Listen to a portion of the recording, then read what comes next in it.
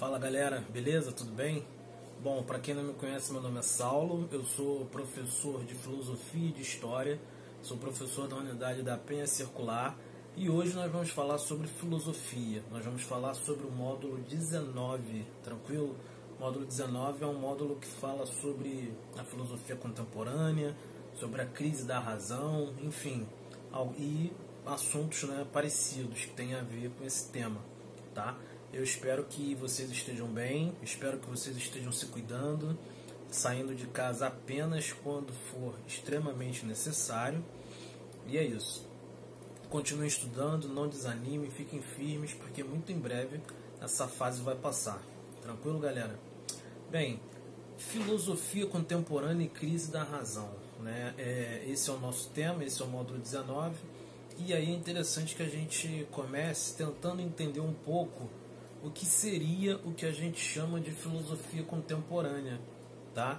A filosofia contemporânea, obviamente, é a filosofia que corresponde à época que nós chamamos de Idade Contemporânea, tranquilo?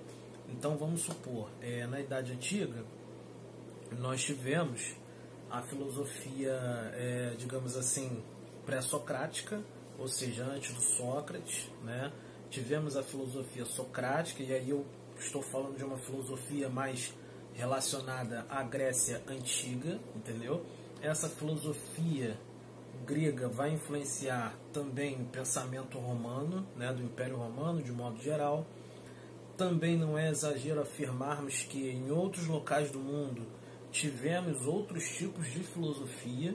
Você, sendo uma pessoa esperta, inteligente, você não pode imaginar que só na Europa existiu filosofia, tranquilo?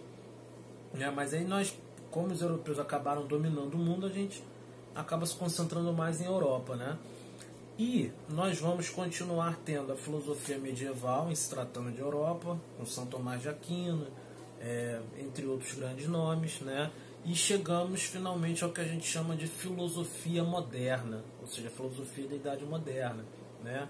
Onde nós vamos ver grandes nomes como, por exemplo, o Descartes, como, por exemplo, John Locke, como tantos outros, né? E, após a Idade Moderna, vem a Idade Contemporânea. E o que seria essa filosofia contemporânea? Essa filosofia contemporânea, pessoal, é o tipo de filosofia que vai ter aí, digamos assim, como o limite, né, o início, através de Immanuel Kant, numa transição da modernidade para a idade contemporânea, né? E aí essa filosofia contemporânea seria o pensamento, digamos assim, muito consolidado, moldado pela razão, né? Ou seja, pela capacidade do ser humano raciocinar. É um tipo de filosofia que vai tentar muito se ocupar do pensamento racional. Quais são as respostas que nós podemos ter através do pensamento racional, através da ciência, através da pesquisa, né?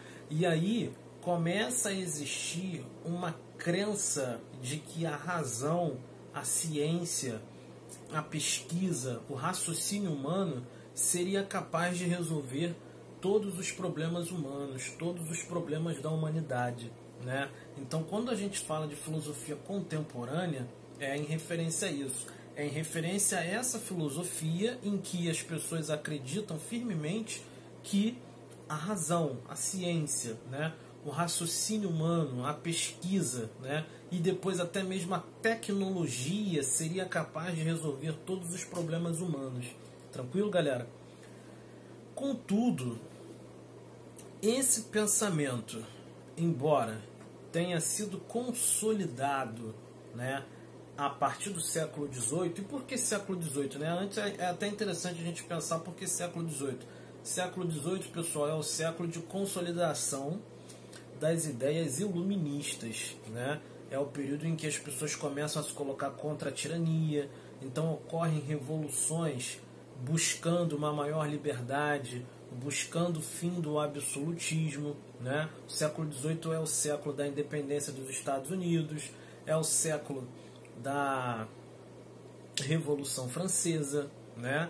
Então é o século em que o pensamento, digamos assim, mais racional ele vai se consolidar. E o século XIX ele entra, digamos assim, nessa esteira, nessa continuidade de um pensamento racional, né? O século XVIII é considerado o início da Idade Contemporânea, que é o período que nós estamos vivendo atualmente. Historicamente falando, nós estamos vivendo no período da Idade Contemporânea. Tá? A nossa época é a época da Idade Contemporânea. Tranquilo? A Idade Contemporânea tem como marco histórico o início da Revolução Francesa. Beleza? Tranquilo? Agora, se esse período de pensamento racional, de um desenvolvimento cada vez maior da ciência, e se esse período trouxe uma tecnologia cada vez maior, né, se esse período fez com que ocorressem inúmeras descobertas científicas, o que esse período teria de tão ruim? Né? O que esse período tem para ser criticado? Tá? Porque esse período, pessoal, essa virada do século XVIII para o século XIX, fez com que o homem europeu tivesse a sensação de que ele estava no auge, digamos assim, do tempo histórico, né? No auge da humanidade. Olha, nós chegamos ao auge do que o ser humano pode fazer. Nós chegamos ao limite do que a capacidade humana permite que a gente possa fazer, né? Então existia essa sensação. Diante disso, o que vai acontecer é que diversos autores, diversos filósofos, diversos, digamos assim, pensadores de um modo geral, eles vão começar a refletir de um modo mais crítico sobre esse período conhecido como Idade Contemporânea, sobre essa fase que começou na Europa, digamos assim, né? Sobre qual o lado negativo desse período, né?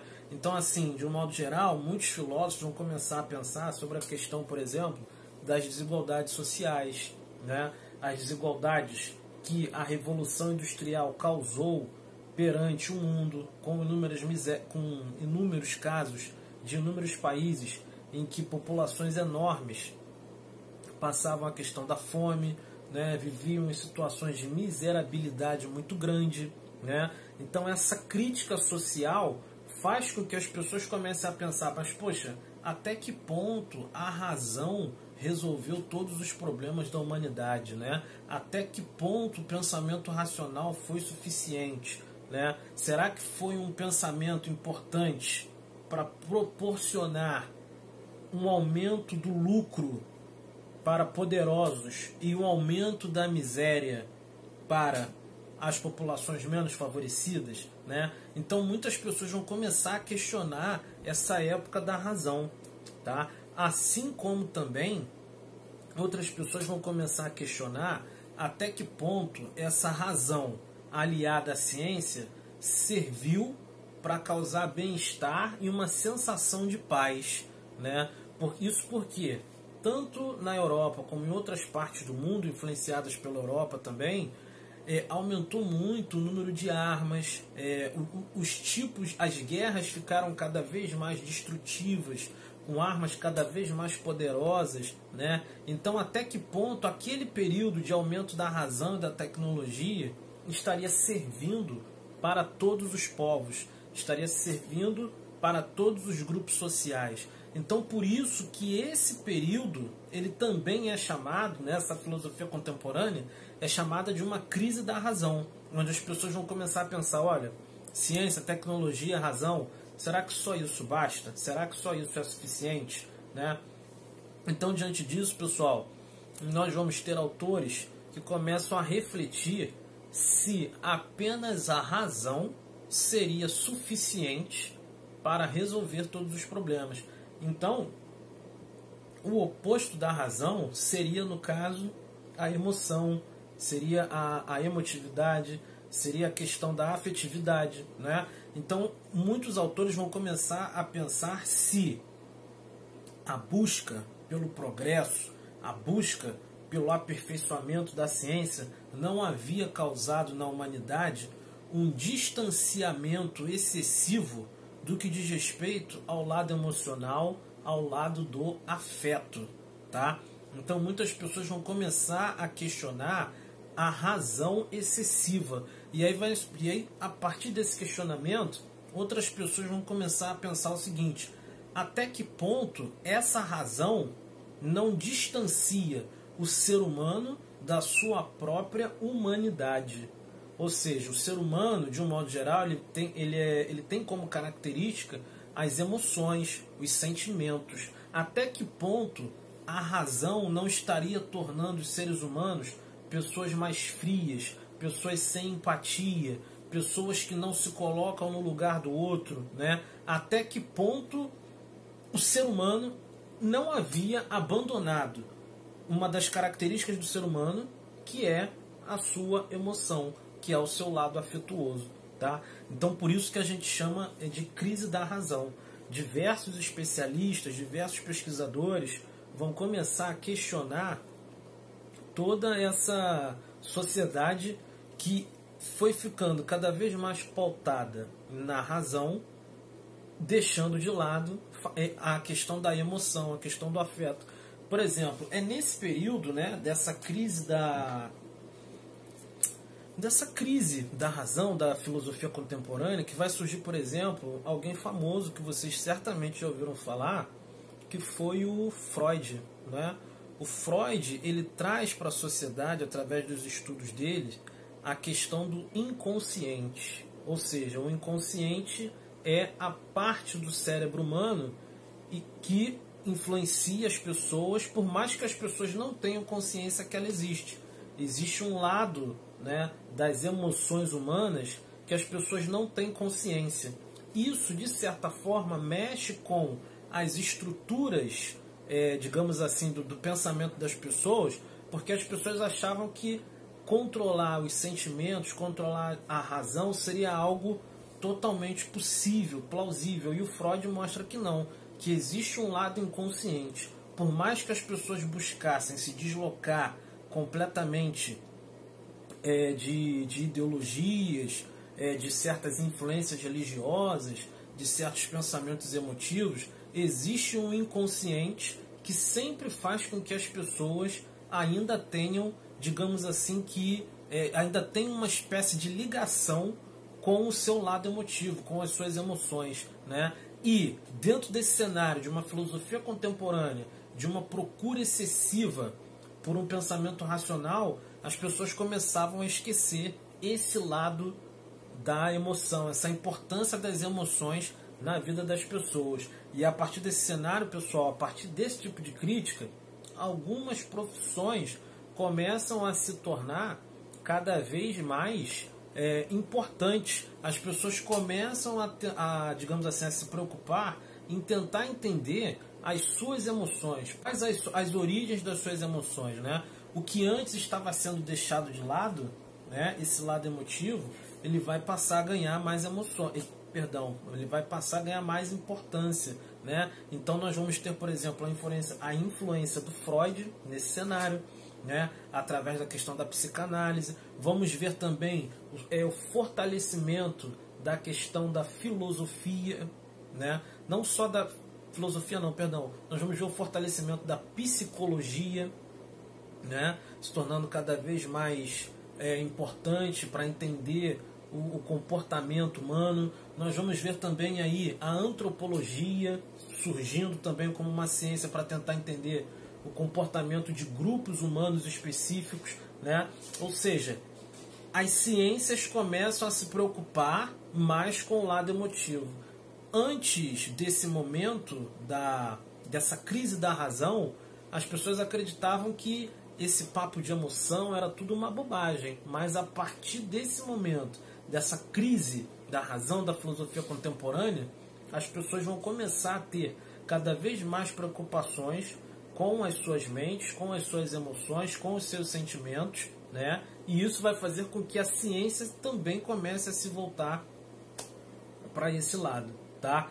Dentro desse cenário, pessoal, um filósofo que foi extremamente importante para, digamos assim, fazer com que as pessoas ficassem mais atentas de que o mundo não é só razão, né? De que a ciência não basta, né? Um autor que ficou extremamente importante foi o Nietzsche, tá? E é um autor que vocês vão ver nessas aulas também, beleza? Mas para quem tiver curiosidade, começar, para quem tem interesse em filosofia, para quem tem algum tipo de interesse em aprender mais sobre, digamos assim, grandes autores da filosofia, é interessante dar uma lida, é interessante entender um pouco do pensamento do Nietzsche, do pensamento nietzschiano. Tranquilo, galera? Beleza? Espero que vocês estejam bem, espero que vocês estejam, na medida do possível, tranquilos, tranquilas, né? Que fiquem em casa, não deem mole por aí, sem dar rolezinho por enquanto, beleza? Em breve essa fase vai passar. Gente, um abraço, é isso. Valeu!